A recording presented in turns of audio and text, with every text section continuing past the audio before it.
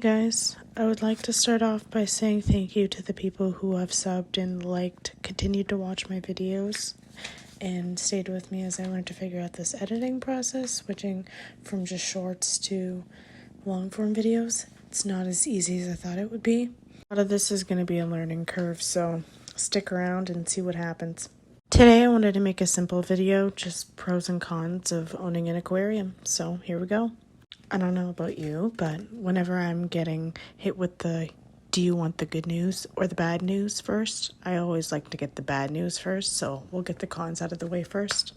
Inevitable con is going to be leaking. It's rare for the most part. I've had a little bit of mishap so far, but been pretty fortunate. I have seen it a lot in aquarium groups, like the next one I'm about to mention, which is if you're thinking of getting a bigger tank. I've seen it quite a few times where people would post pictures of their flooring in living rooms or wherever you're getting the tank. I know it's a good idea to get it definitely on a main level of a home or apartment or wherever you are. If it's not going to be, then obviously you're going to need to think of sizing down or putting it near what I think is called a weight-bearing wall.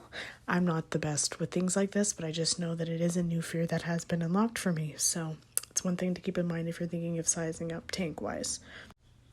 Like if you're not on a main floor or whatever. So that's also something to think about. The next one is going to be, because I'm a crazy cat lady and I want to mention my cats whenever I can. They think they can use a bed, but I'm sure it goes to any other animal. Think if I had a small enough dog and they thought they could sleep on it like you're about to see now, I think they would. She's tried to go swimming quite a few times too, so that's something to watch out for if you have cats already.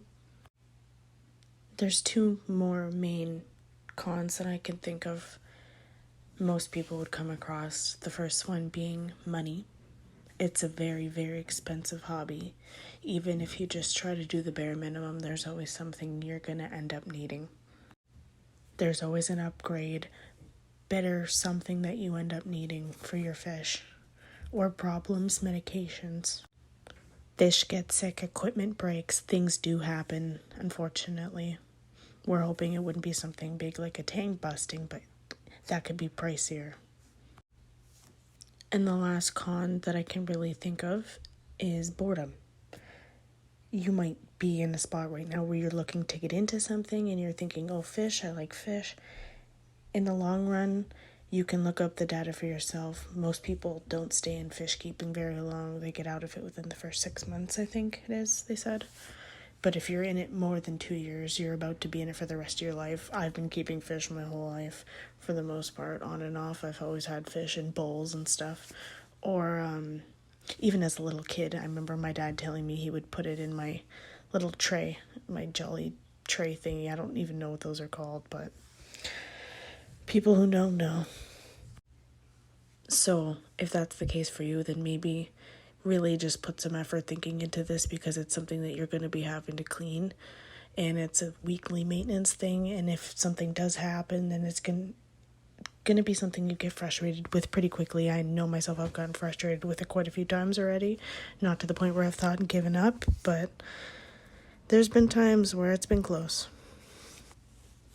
Now that we got the depressing, hard stuff out of the way, we can get to the fun, get to the pros, the fun stuff of having an aquarium, the reason why I love fish, and the reason why I want everybody I know to get into fish, if it's in the proper way, obviously. The first one I'll segue into is being able to teach people. I know I like teaching people things, and my neighbor Ron came home the other day. I know he had a new betta fish. They gave him horrible information, as some pet stores do, big chain ones. He had a tiny little tank, no filter, no decorations. It was almost in a cup of water. So I know I have a little nano tank I wasn't using with a filter, and I had aquarium gravels, things I could set up, filter media, plants. Ended up running over, setting it over to him, teaching him out how to change the water, how to do maintenance if need be. Days like that are when I remember for sure why I love this hobby. Let's be honest, other than that and it being fun and something we enjoy and love to do, that's all you really need under the pros. Cons are the ones you really have to worry about. I used some leftover clips of my fish tanks throughout the last 2 years as filler for this video. I hope you guys enjoyed. If you pay close enough attention, you might be able to figure out my evolution in certain tanks throughout the video. I apologize for the crappy audio, but I know my neighbors can probably hear me and it's a little bit cringy. This video is taking way too long and I need to get to sleep, so catch you later. This video is also brought to you by Ella, who is sleeping right now but doesn't leave me alone when I'm doing water changes and tries to jump in the tank.